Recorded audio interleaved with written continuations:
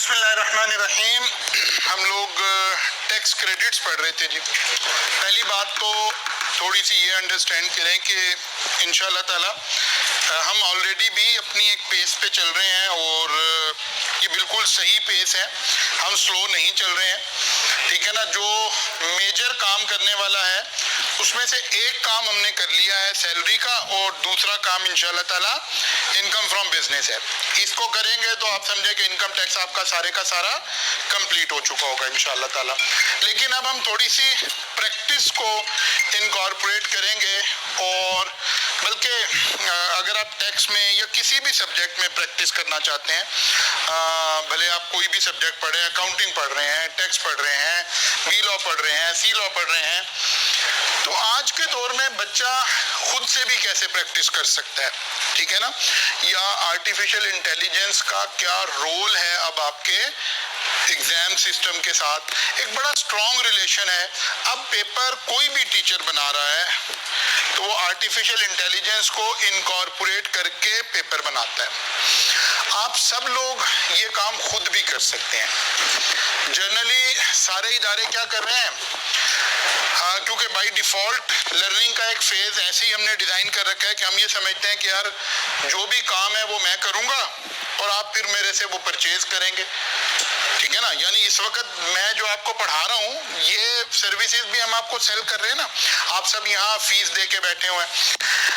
लेकिन एक मिजाज ये है कि हम ये चाहें कि हमेशा बच्चा ऐसे ही मेरे साथ अटैच रहे और मैं पढ़ाऊं और बच्चा सुन रहा हो। एक मिजाज ये है, और ये जाहिर है हमारे बिजनेस के लिए सबसे बेस्ट मिजाज है। लेकिन एक दूसरा मिजाज है कि नहीं यार, आपने ईमानदारी के साथ, दयानतदारी के साथ बच्चों को उनके पाँव पे खड़ा करना, ठीक है ना। कि बच्चे ने एक दफा आपसे पढ़ा है तो उसको इतना फायदा हो कि कम से कम आइंदा उसे ये सब्जेक्ट या किसी और सब्जेक्ट को पढ़ने के लिए एटलीस्ट वो कहीं ना कहीं कंफर्टेबल हो जाए, ठीक है ना। लेकिन हमारा स्टूडेंट अनफॉर्चुनेटली ये वाला काम नहीं कर पाता, बल्कि वो खाली टेस्ट देने के भी कहीं 2000-3000 रुपया खर्चने को तैयार हो जाता है, या कॉलेज के टेस्ट दे रहा है तो समझता है बस ये टेस्ट। ये सारा काम आप घर बैठ के जिस एक एक सेक्शन की आप प्रैक्टिस कर सकते हैं, एक एक चीज़ों की आप प्रैक्टिस कर सकते हैं।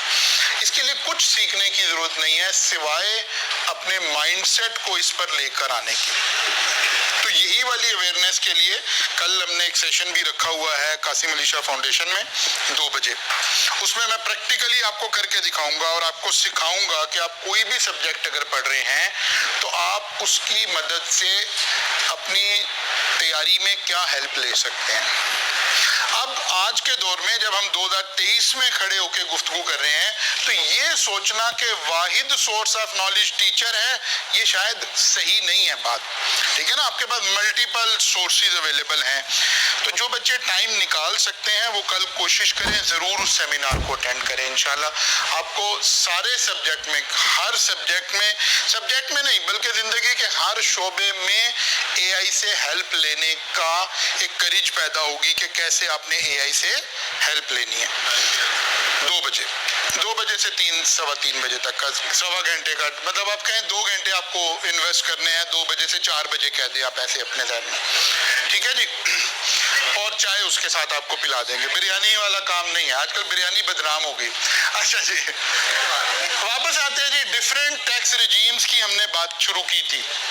Normal tax regime, separate block and final block. फिर एक अहम कॉन्सेप्ट हम पढ़ के गए थे, डिडक्टेबल अलाउंसेस, ज़कात, worker welfare fund, worker participation fund and education expenses. इन तीनों को हमने डिफाइन कर लिया था कि यार ये कैसे हमने इसको लेकर चलना है।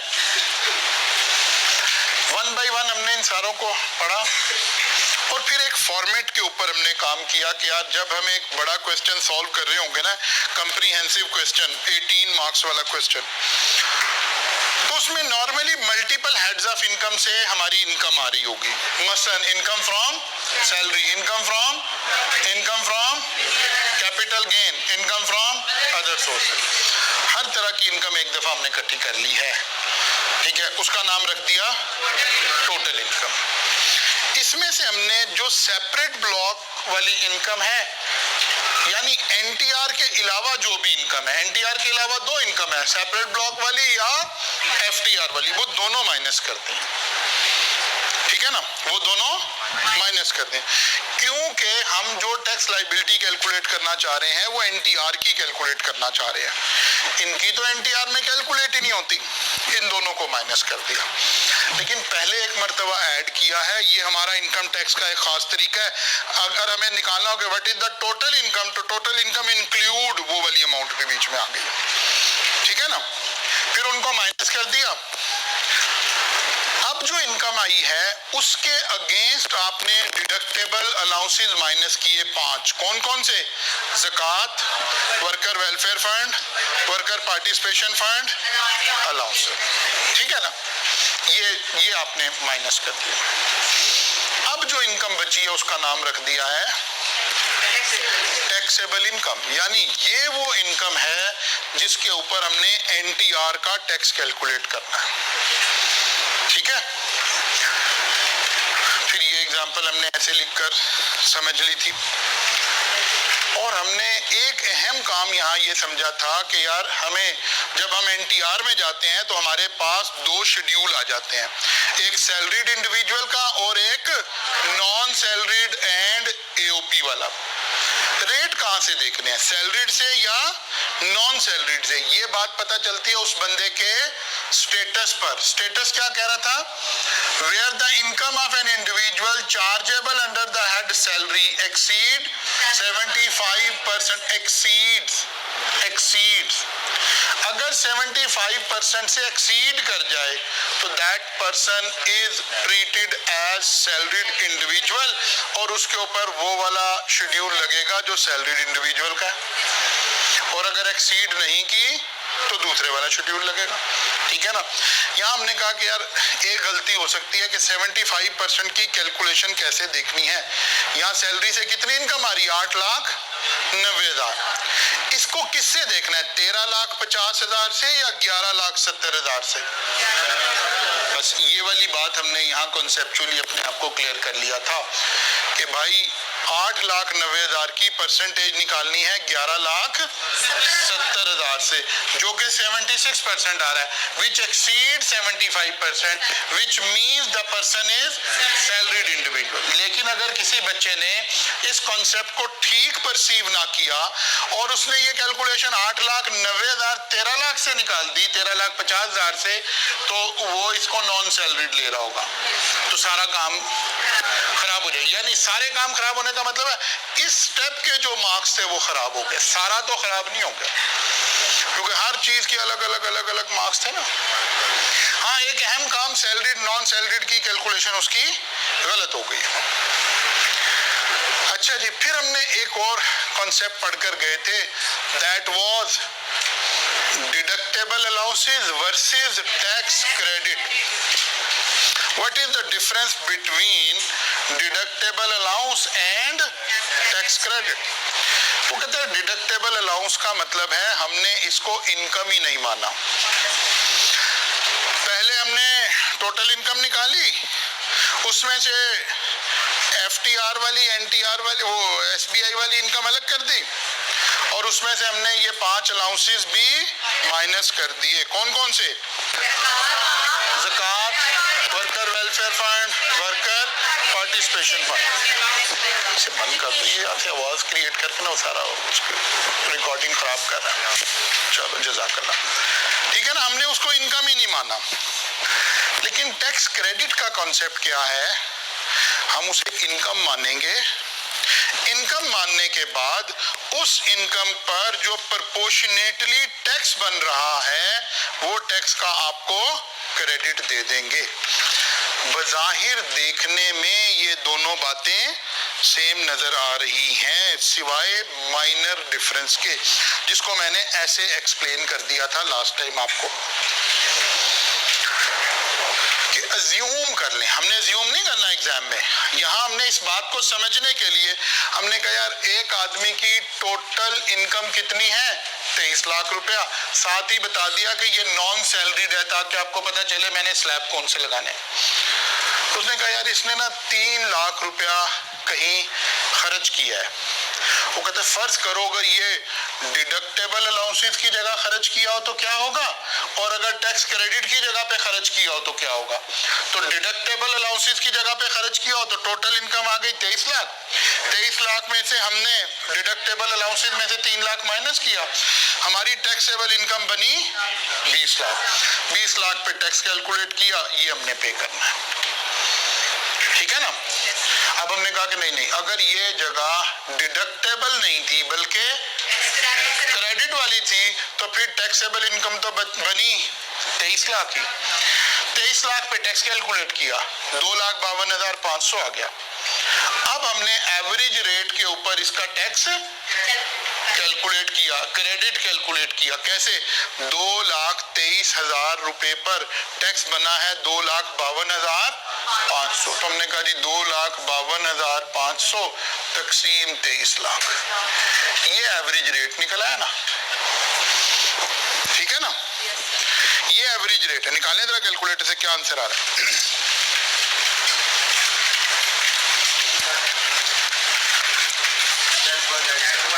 10.9। इसका मतलब है ओवरऑल हमने हर इनकम पर 10.97 का टैक्स पे किया है। इसका मतलब है वो जो 3 लाख रुपया है उस पर भी इतना ही टैक्स पे किया होगा। तो क्या आंसर आ गया जी? 32,935 रुपए का टैक्स हमने इस पर अदा किया है ऑन एवरेज रेट। लावाला कहता है यार ये टैक्स मैंने आपसे नहीं लेना, वो जो आपका टैक्स बना था ना 2,52,500, उसमें से आप 32,935 रुपया माइनस कर दो, बाकी का टैक्स 2,19,565 मुझे दे दो। बज़ाहिर देखने में यही बात नजर आ रही है कि गवर्नमेंट ने इस 3 लाख पर हमारे से टैक्स नहीं लिया। फर्क क्या है, यहाँ 3 लाख को पहले इनकम बनाया है और फिर टैक्स का क्रेडिट दिया है, जबकि हम डिडक्टेबल अलाउंसेस में इस 3 लाख को इनकम ही नहीं बना रहे थे, तो हमारी लायबिलिटी बन रही थी 2 लाख और अब बनी है 2,19,565। डिफरेंशियल गवर्नमेंट को 19,565 का फायदा हो गया। गवर्नमेंट अब हमें कह रही है कि यार कुछ ऐसे अच्छे काम हैं कि अगर आपने वो किए होंगे तो हम आपसे उस इनकम पर टैक्स नहीं लेंगे, लेकिन इस उसूल के तहत नहीं लेंगे। एक मर्तबा टैक्स कैलकुलेट कर लेंगे और फिर आपको वापस दे देंगे, टैक्स क्रेडिट की शक्ल में आपको रिफंड कर देंगे। वो अच्छे काम कौन से हैं? उनमें से पहले अच्छे काम का जिक्र आ रहा है सेक्शन 61 के अंदर, which is called charitable donation, ठीक है ना, which is called charitable donation. ये क्या है? A person shall be entitled to a tax credit for a tax year for an amount paid or property given as donation to। पहली बात, a person, इसमें सब लोग शामिल हैं। कौन कौन? a person में सब 3 पर्सन है ना, कौन कौन? कंपनी, AOP, इंडिविजुअल, ठीक है ना। अगर बाज क्रेडिट सिर्फ नेचुरल पर्सन को दिए जाएंगे तो वहां लिखा जाएगा एन इंडिविजुअल। इसका मतलब है ये टैक्स क्रेडिट कंपनी को भी मिलेगा, AOP को भी मिलेगा, इंडिविजुअल को भी मिलेगा, क्योंकि लफ्ज क्या इस्तेमाल हुआ है? आ पर्सन। कब? जब वो चैरिटी कर दे। किस शक्ल में? या तो पैसों की शक्ल में या प्रॉपर्टी डोनेट कर दे, ठीक है ना, मलक रियाज बन जाए, प्रॉपर्टी डोनेट कर दे। किसको डोनेट कर दे? एनी बोर्ड ऑफ एजुकेशन और any university in Pakistan established by और अंडर अ फेडरल और provincial law, Al Qadir university, ठीक है ना।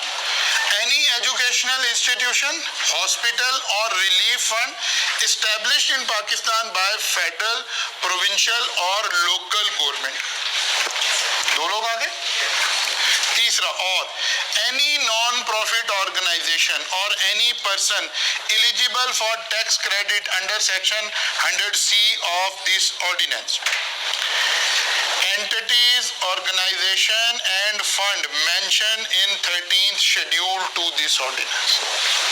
इधर आएंगे वो सारे नाम, शौकत खानम, ईदी फाउंडेशन, फुला फुला फुला, ठीक है ना। पहले तो गवर्नमेंट ने कहा यार हमारे इदारों को पैसे दो ना, देने हैं तो हमारी यूनिवर्सिटीज, हमारे हॉस्पिटल्स, ठीक है, या कुछ इदारे हैं जो सेक्शन 100C के तहत अपनी एग्जामिशन लेते हैं, या फिर एक शेड्यूल बना दिया, ये बात में सबसे आखिर में ये काम हुआ, एक शेड्यूल बना दिया 13th शेड्यूल, वहां अगर किसी इदारे का नाम आ रहा हो तो। अब जो हमारे मुल्क के नॉन प्रॉफिट ऑर्गेनाइजेशन होंगे ना, ईदी फाउंडेशन, शौकत खानम और इस तरह के इदारे, आपके दीनी इदारे, वो जितने भी इदारे हैं इस तरह के, उनका नाम यहाँ आ रहा होगा। अगर 1, 2, 3, 4 इन 4 जगहों पर कोई शख्स क्या करे, कैश की शक्ल में डोनेशन दे, या इन इदारों को जगह दे दे, लैंड दे दे, प्रॉपर्टी, प्लांट दे दे, इक्विपमेंट दे दे, किसी हॉस्पिटल में वो कहता है यार एक MRI मशीन मेरी तरफ से, तो ये सारा कुछ यहाँ कवर हो गया, ठीक है ना। पहली बात, सबसे पहले सीखना है किस कब मिलेगा, किसको मिलेगा, किसको मिलेगा। मैं फॉर अ पर्सन से पता चला, इंडिविजुअल को भी मिलेगा, कंपनी को भी मिलेगा, AOP को भी मिलेगा, ठीक है। फिर दूसरा तरीका देखना है कितना टैक्स क्रेडिट मिलेगा। अब अगर आप इधर ही देखें, अभी हम टैक्स क्रेडिट ही देख रहे थे ना, सबसे पहले तो एवरेज रेट निकालना है ना उस पर्सन का। एवरेज रेट को हम ऐसे कह रहे हैं A/B, तो A क्या होना चाहिए, टैक्स ऑन टैक्सेबल इनकम, और B क्या होना चाहिए, टैक्सेबल इनकम। देख रहे हैं क्या लिखा हुआ जी, A क्या है, A is the amount of tax payable for the tax year before allowance of any tax credit, and B is the person taxable income for the relevant tax year। ठीक हो गया। अब हमने ना सब जगह फार्मूला ऐसे लिखना है A/B मल्टीप्लाइड बाय C। असल में हम C पढ़ रहे हैं कि क्या C वो अमाउंट है जिस पर क्रेडिट मिलना है। अब देख रहे हैं क्या गवर्नमेंट खुले दिल से वो अमाउंट दे रही है या उस पर कोई रिस्ट्रिक्शन लगा रही है। बहुत दफा हो सकता है गवर्नमेंट कहे अच्छा जनाब जितने भी पैसे खर्च कर C से मल्टीप्लाई करते हैं यहाँ पे, जैसे हमने यहाँ 3 लाख खर्च किए थे, हमने 3 लाख से मल्टीप्लाई कर दिया, तो असल में ये फार्मूला भी चल रहा था A/B मल्टीप्लाइड बाय C। पढ़ना हमने इन सेक्शन में सिर्फ C है, how to calculate C, what is the maximum amount of C, या सारे पैसे उठा के दे सकते हैं, ठीक है ना, ये बात पढ़नी है। तो यहाँ लिखा हुआ है C is the lower of amount of donation in a year including fair market value of the property given where the person is individual or AOP, 30% of taxable income। taxable income, what is taxable income? straight deduction के बाद वाली amount को कह रहे थे। yes, और अगर company है तो 20% ऑफ taxable income, क्योंकि लफ्ज पर्सन था ना, तो इंडिविजुअल भी आना था, कंपनी भी आनी थी, AOP भी आनी थी। वो कहता है कोई इंडिविजुअल अपनी टैक्सेबल इनकम का ज्यादा से ज्यादा 30% डोनेशन देगा तो हम उसे टैक्स क्रेडिट देंगे, लेकिन अगर कोई अल्लाह वाला इससे ज्यादा दे देगा तो फिर हम 30% तक की अमाउंट पर टैक्स क्रेडिट देंगे, बाकी का क्रेडिट अल्लाह मियां आखिरत में देगा, ठीक है ना। उस 30% में भी अल्लाह तो देगा, लेकिन हम नहीं देंगे, FBR नहीं देगा। और अगर वो कंपनी है तो बस 20%। पहले यहाँ तक समझते हैं, ये जो लिखा हुआ है अभी इसको छोड़ दिया मैंने। कहता यार कोई और भी एहतियात करनी है, कहता हाँ यार और एहतियाती है, fair market value of the property shall be determined at the time it is given. एक बार cash paid will only qualify for tax credit if amount is paid by cross cheque. वो कहता है आप उस यूनिवर्सिटी के नाम, उस हॉस्पिटल के नाम, ईदी फाउंडेशन के नाम, शौकत खानम के नाम टैक्स क्रॉस चेक से अमाउंट देंगे, ठीक है ना, ताकि वेरीफाई हो सके कि कहाँ गई है अमाउंट, वरना तो आपने जो इधर उधर पैसे खर्चे होंगे कह देंगे मैंने फलां को दिए थे। कुछ बात समझ आई है? अलग अलग कंडीशंस लगे, पहले लग गया किस किस को कहाँ दे सकते हैं, 4 जगह यहाँ दे सकते हैं, कितनी अमाउंट दे सकते हैं, सी बताया करेगा हमेशा, C is the lower of क्या जी, amount of donation in a year including fair market value, कितनी, इंडिविजुअल है तो 30%, कंपनी है तो 20%। If amount or property is donated by associate, C shall be in case of, अगर आप अपने ही इदारे को दे रहे हो, एसोसिएटेड कंपनी का एक कॉन्सेप्ट है, आप कंपनी लॉ में पढ़ेंगे, यानी आप ऐसे समझें कि ऐसे समझे ये एमसीबी बैंक है, एमसीबी बैंक ने कोई अपना ही इदारा बनाया हुआ है, ठीक है, आप उसको डोनेशन दे रहे हैं, तो थोड़ा सा बाइसनेस आ गई। बहरिया टाउन ने अपना ही इदारा बनाया हुआ बहरिया दस्तरखान, वो बहरिया दस्तरखान को डोनेशन देना चाहता है, तो लॉ ने लिमिट कम कर दी, फौरन आधी कर दी, क्या जी, वो कहता है अब अगर इंडिविजुअल है तो 30 की बजाय, और अगर कंपनी है तो 20 की बजाय 10 को। हाँ, आप एक जर्नल उसको देना चाहे तो फिर अमाउंट डबल है, और अगर आप अपने इदारे को देना चाहते हैं तो फिर आपकी लिमिट हाफ हो गई है, इतने के ऊपर आपको टैक्स क्रेडिट मिला करेगा। डन होगी बात, ये अपने इदारा बना रखा है, खुद इदारा बना रखा है, तो इदारा ही एसोसिएट होगा ना। अगर एक इदारा, बहरिया से समझें, छोड़े मुझे, बहरिया से समझें, Bahria Town, Bahria Private Limited is a company, Bahria का दस्तरखान का एक स्टेटस, लेकिन इसका ट्रस्टीज कौन है, बहरिया वाले, तो ये एसोसिएट हो गया। अब अगर यहाँ डोनेशन देनी है तो आदि, इमरान खान साहब ने अगर शौकत खानम को डोनेशन देनी हो तो आदि, और अगर वहां से डोनेशन निकालनी हो तो सारी, ठीक है ना, दोनों है क्या समझ, अगर अपने ही इदारे को देनी है, एसोसिएट को देनी, जी बच्चे, जी कराना पड़ेगा ना, नॉन प्रॉफिट ऑर्गेनाइजेशन, या कम से कम यहाँ हो, वो 13 में हो, कोई भी इदारे को नहीं दे सकते। ये पहले दो तो हैं ही गवर्नमेंट के एक किस्म के, पंजाब यूनिवर्सिटी गवर्नमेंट का, ये जनरल हॉस्पिटल, चिल्ड्रन हॉस्पिटल, ये तो ये आ गया। तीसरा आ गया, या वो इदारा सेक्शन 100C में खुद को रजिस्टर्ड करवाए, या शेड्यूल 13 में खुद को रजिस्टर्ड करवाए।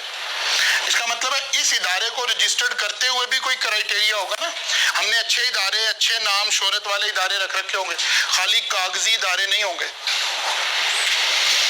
क्लियर होगी ना बात? जाहिर है गवर्नमेंट लोगों को रिलीफ दे रही है तो उसके ऊपर कोई चेक एंड बैलेंस तो रखना पड़ेगा।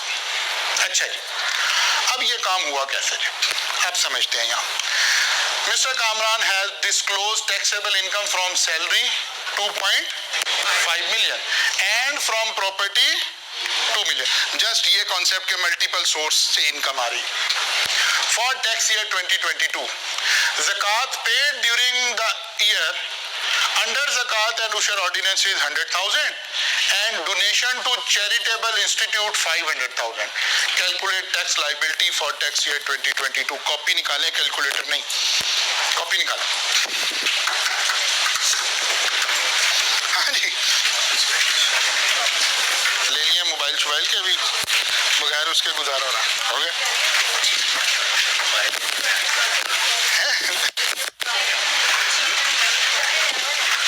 कॉपी कॉपी कॉपी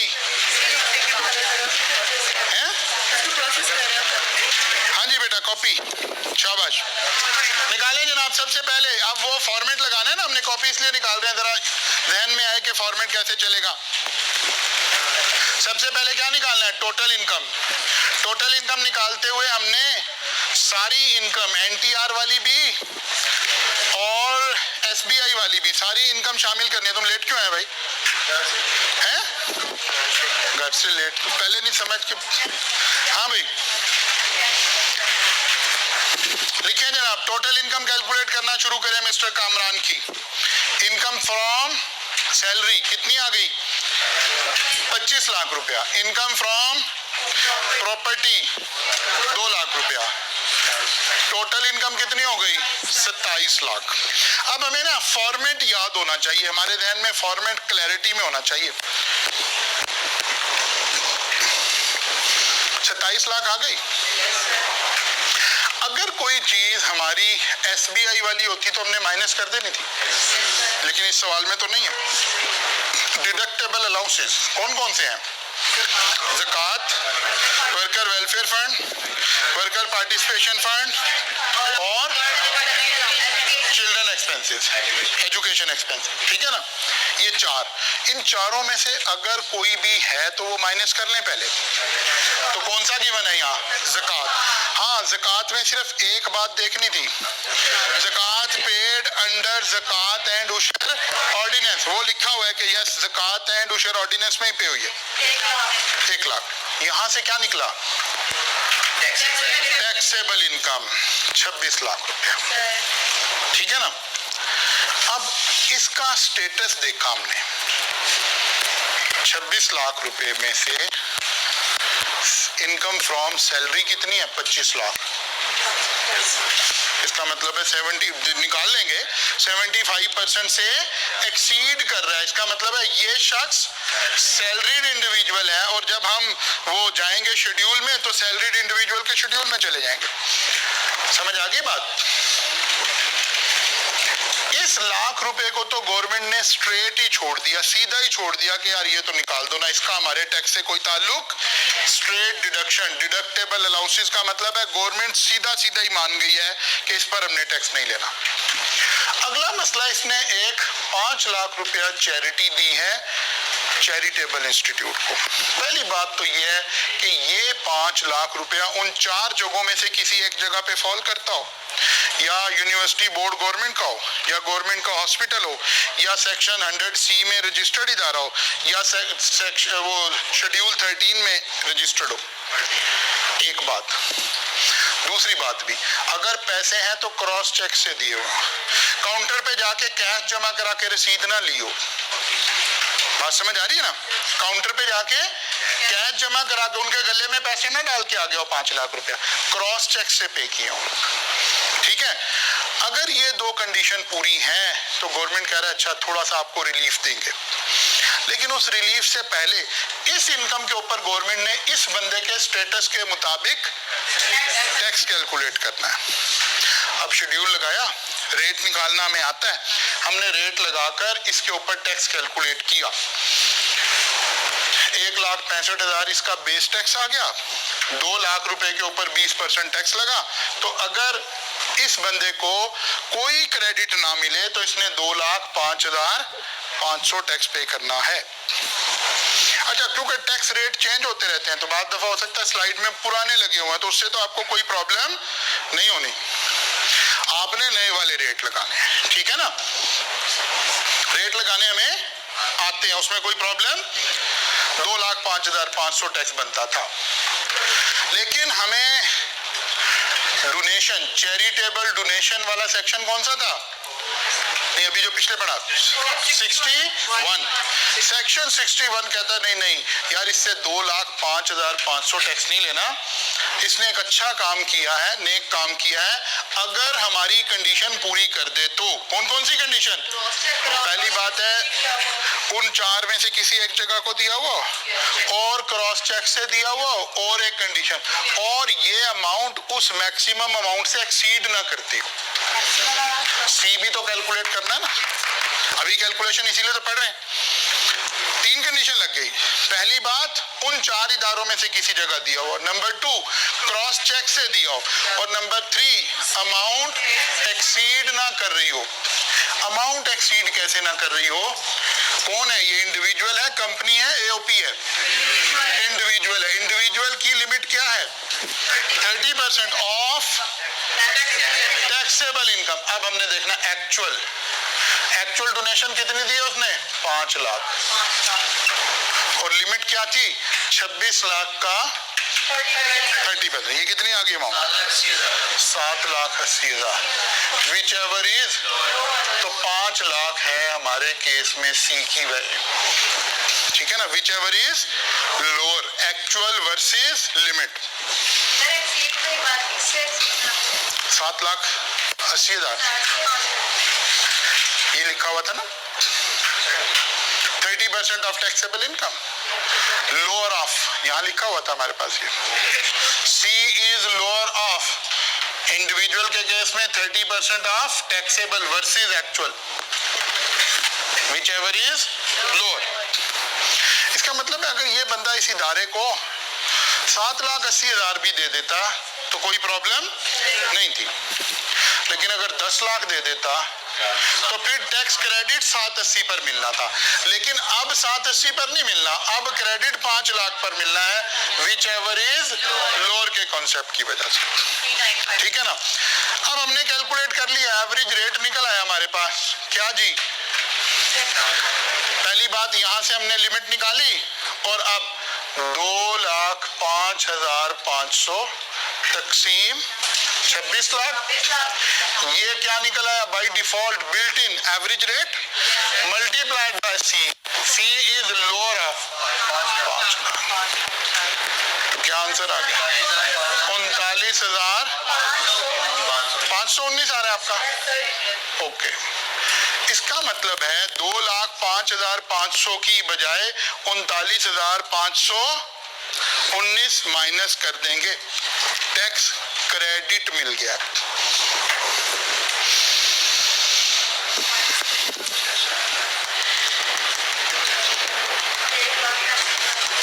रिमेनिंग आपने टैक्स पे करना है, 1,65,000, वही उसका डिफरेंस आ रहा है।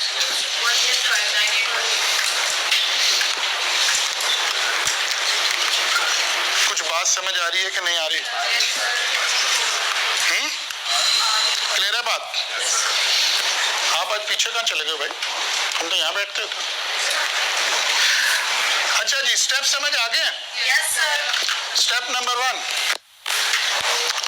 Total income, step number 2 taxable income, step number 3 tax liability, step number 4 tax credit. लिखें, तरतीब बनाएं। Step number 1 total income, total income, step number 2 taxable income, अब मैं टेक्निकल लफ्ज लिख रहा हूं, step number 3 tax liability, step number 4 tax credit. ऐसे चले हम।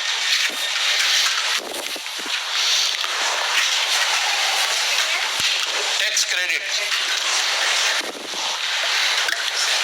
स्टेप 5 बना लें, टैक्स पेएबल,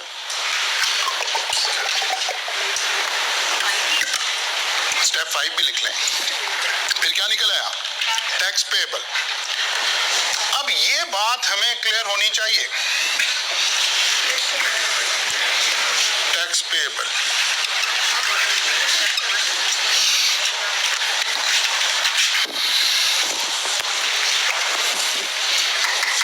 ठीक होगी बात। अब यहां एग्जामिनर क्या खेल सकता है? सबसे पहला काम तो हो सकता था, वो कहता जी 9 लाख रुपया इसको डोनेशन दिया, तो लोअर ऑफ वाला कॉन्सेप्ट उसको फिल्टर आउट कर देता, 7,80,000 पे रुक जाते, ठीक है ना, क्लियर होगी ना बात। अच्छा जी, फिर और क्या कर सकता था एग्जामिनर? कहता जी जहां डोनेशन दी है वो इदारा एसोसिएटेड इदारा है, तो 15% की बजाय 30% की बजाय 15 पर आ जाते। कहता जनाब हमने तो कैश में डोनेशन दिया है, तो टैक्स क्रेडिट मिलना ही नहीं था, ठीक है ना, टैक्स क्रेडिट मिलना ही नहीं था।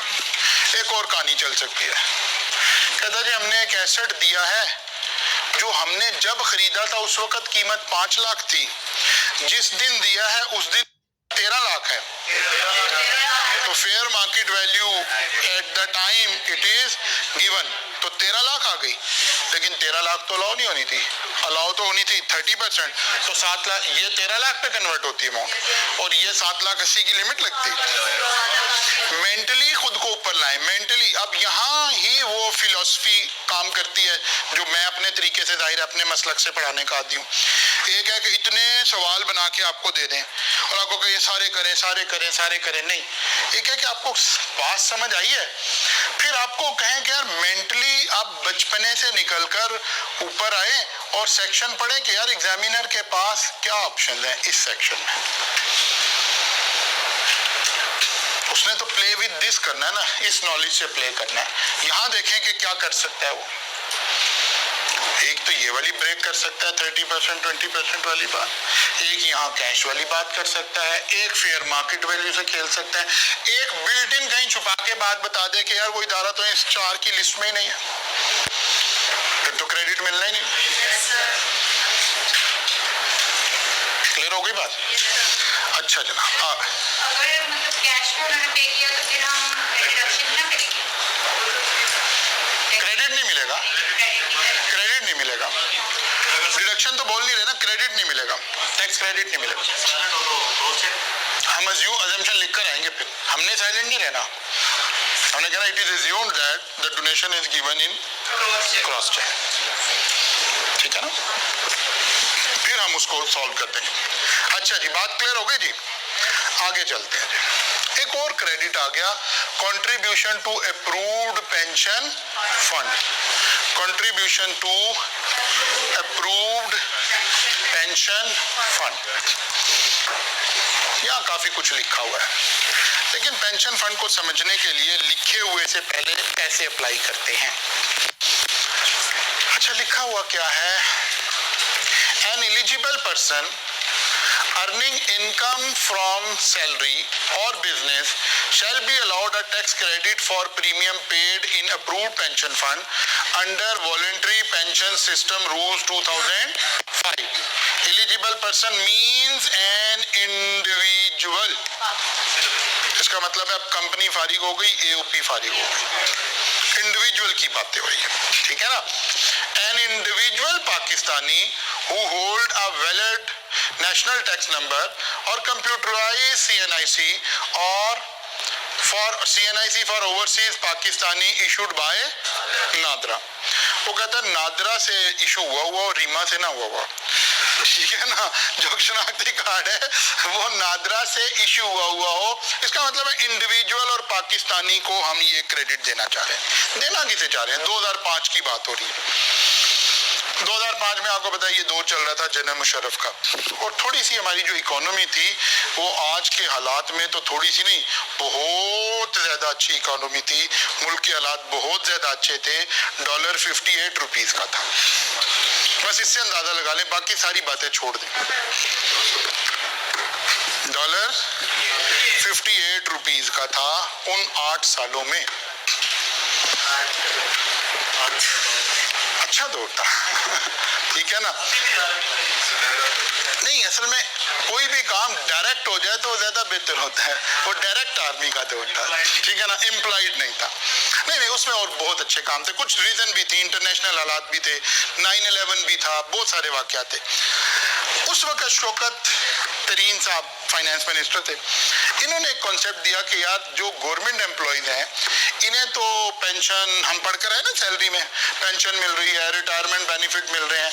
जो लोग प्राइवेट जॉब्स कर रहे हैं, नॉर्मली प्राइवेट जॉब में पेंशन तो बिल्कुल भी शामिल नहीं होती ना, कोई प्रोविडेंट फंड, कोई और फंड तो हो सकता है, पेंशन तो कोई नहीं है। इन्होंने कहा यार लोगों को ये गाइड करें कि लोग अपनी पेंशन खुद जनरेट करें, और गवर्नमेंट के पास एक उसूल ये होता है कि अगर हम गवर्नमेंट किसी चीज को प्रमोट करना चाहती है तो उसको सब्सिडाइज कर दे, ठीक है ना। सब्सिडाइज करने का एक तरीका ये, उस पर टैक्स कम ले ले, तो गवर्नमेंट ने उसको सब्सिडाइज भी किया। उन्होंने कहा लोग अपनी वॉलंटरी पेंशन स्कीम खुद, आप कभी क्यूएम के अंदर पढ़कर आए थे एनवीटी और इस तरह के कॉन्सेप्ट कि अगर आप मुझे 1000 रुपये हर महीने देते रहे 5 साल तक तो फिर सारी जिंदगी मैं देता रहूंगा, इस तरह के कॉन्सेप्ट पढ़े थे ना आपने उधर। ये वो वाली पेंशन फंड स्कीम्स हैं, एनवीटीज, परपेचुइटीज बनेगी, मुल्क में बनी हुई हैं। अब मैं ये चाहता हूं कि यार मैं इस फंड में पैसे डालना शुरू करूं, कब? जब मैं जॉब कर रहा हूं। तो ताकि जब मैं रिटायर हूं और मैं जॉब अपनी खत्म कर दूं तो मुझे इस फंड से कुछ पैसे आने शुरू हो जाएं। अब ये 2005 में ये फंड रिलीज हुई, ठीक है ना। कॉन्सेप्ट ये लगा कि अच्छा जनाब, जो लोग इस फंड में आ रहे हैं वो कितने पैसे डाल सकते हैं। आपको पता है सी का मसला है, हम इस सारी जगह क्या पढ़ रहे हैं, सी पढ़ रहे हैं कि क्या मैं सारे पैसे उठा के फंड में डाल सकता हूँ, सारे ही डोनेशन में दे सकता हूँ, नहीं दे सकता। तो कहता है सी क्या है, फॉर्मूला तो वही लगा ए ओवर बी। ए की हमें समझ आ गई परमानेंटली, बी की भी समझ आ गया, सी की सिर्फ लिमिट देखनी है हर दफा। C is lower of the premium paid by the person, actual premium versus 20% of taxable income of the person for the relevant tax year। पहला सादा उसूल। प्रीमियम कितना दे सकते हैं, 20% ऑफ टैक्सेबल इनकम। अगर हम पिछले ही सवाल को कंटिन्यू करें तो उसकी टैक्सेबल इनकम हो गई थी 26 लाख। 26 लाख का 20% इज द मैक्सिमम अमाउंट जो मैं दे सकता हूं साल का इस फंड के अंदर, ठीक है ना। अब आपको पता है, आप क्यूएम पढ़ कर आए हुए हैं,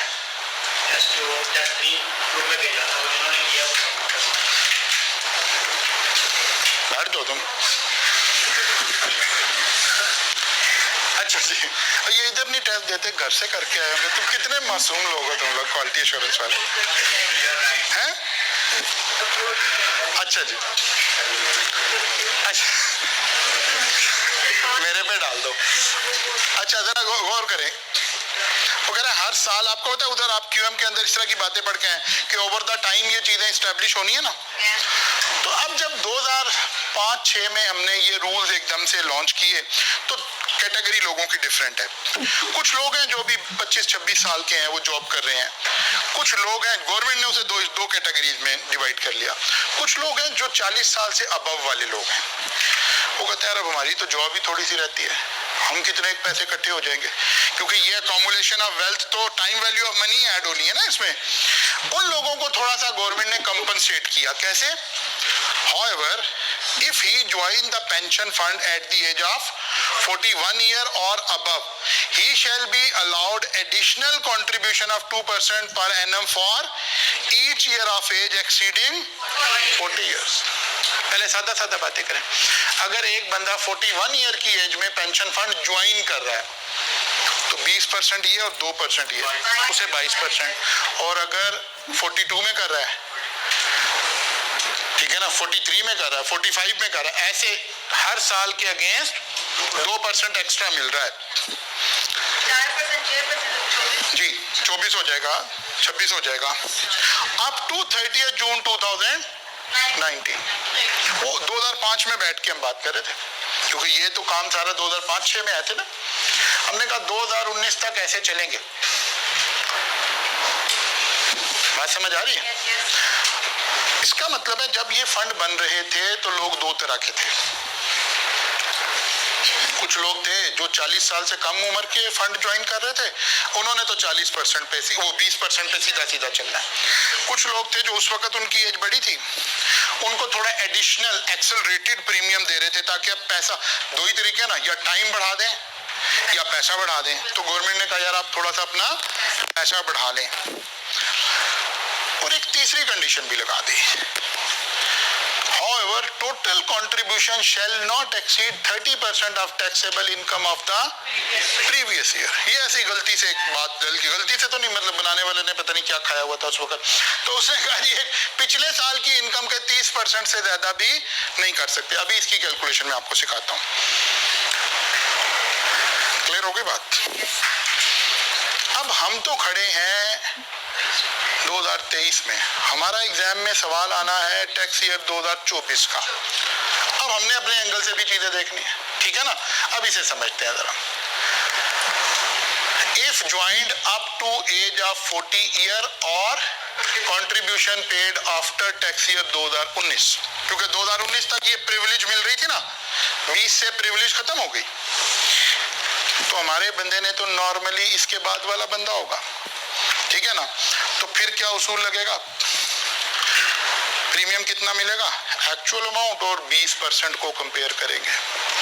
इसका मतलब है वो जो एज वाला खाता है उसमें से अब हम गुजर रहे हैं, वो साल गुजर गए हैं बच्चों के जिसको एज वाले खाते में प्रॉब्लम आ रही थी। जब टैक्स ईयर 2018 17, 18, 19 वाले टैक्स ईयर आ रहे थे ना, वहां प्रॉब्लम आ रही थी। अब आपका बंदा तो नॉर्मली इसके बाद ज्वाइन किया होगा उसने, ठीक है ना, या अच्छा ज्वाइन इस साल में भी किया हो, उस बंदे को बेनिफिट मिलता रहा है 2007, 8, 9, 10, 11, 2019 तक उसे एक्स्ट्रा मिलता रहा। यही वाला बंदा 2020 में 20% से ज्यादा प्रॉफिट नहीं डाल सकता। ये बात समझ आ रही है?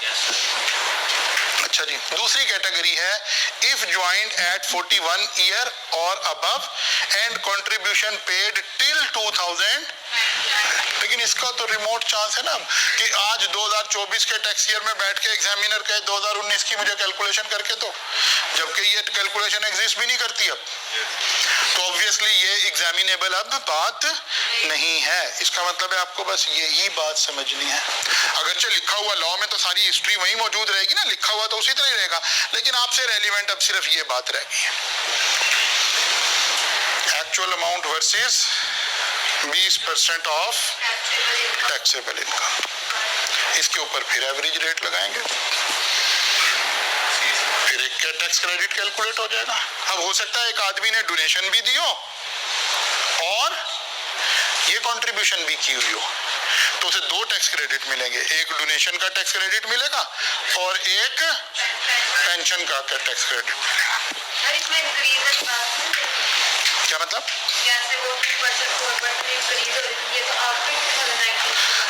नहीं, आप देखें ना, जब आपके ऐसे समझे, जब हम वही लिखेंगे कि जी मिस्टर, आपको पता है कामरान साहब की मुसीबत आई हुई है, मिस्टर कामरान साहब का टैक्स ईयर डिस्कस हो रहा होगा 2024, हमने तो 2024 का टैक्स क्रेडिट कैलकुलेट करना है। मिस्टर कामरान भले 2007 से आ रहा हो, इसको 2007 में कितना अलाउड था, 8 में, 9 में, 2019 तक कितना अलाउड था, ये तो अब इररेलेवेंट हो गया ना, उसमें से तो गुजर आया। मिस्टर कामरान को ही 2020 में 20% अलाउड है, 21 में भी 20, 22 में भी, तो इसलिए अब हम तो स्ट्रेट हो गए ना, हमारे से तो रेलिवेंट सिर्फ ये बात रह गई। नहीं, अल्लाह रहम करे, इतनी क़यामत नहीं आएगी, ठीक है ना, ये बात पूछी नहीं जा सकती, इलॉजिकल है, ठीक है ना, इलॉजिकल। और अगर पूछ ले तो मैंने आपको पढ़ा दी है, ठीक है ना, लेकिन अब जरूरत नहीं है उसकी ऑब्वियस। अच्छा जनाब,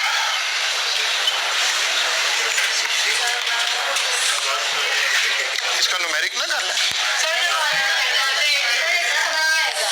अभी देख लेते हैं, एक न्यूमेरिक कर लेते हैं, चलो कल करेंगे, कोई बात। आप ऐसा करेंगे, देखें, आपने ये वाला फंड नहीं करना, आपने जो घर से काम करना है वो इस फंड से पहले तक, यहाँ तक चैरिटेबल डोनेशन तक के न्यूमेरिक करना है, ठीक है ना, इसको कल आके करेंगे इंशाल्लाह।